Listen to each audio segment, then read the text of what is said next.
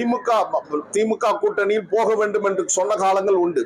2006ஆம் ஆண்டு 19 மாசம் 570 நாட்கள் 1.25 வருடம் தலைவர் வைகோ அவர்களை கொடா சட்டத்தில் கைது செய்து சிறையில் அடைத்த போது கூட்டணி வைத்த போது கூட்டணிக்கும் செல்லக்கூடாது என்று சொன்னவன் நான்.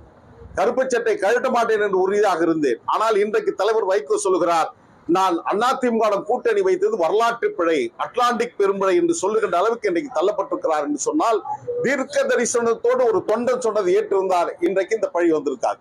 2016ஆம் ஆண்டும் மக்கள் நல கூட்டணி உருவாகின்ற போது அந்த கருவிலேயே நான் அதை எதிர்த்தேன், துவக்க நிலையை எதிர்த்தேன். வேண்டாம், இந்த முடியாத ஒன்றை நாம் தேவையில்லாமல் முயற்சி எடுக்க வேண்டாம் என்று சொன்னேன். முதலில் ஏற்றுக்கொண்டவர் பின்பாடு கூட்டணி வைத்தார்.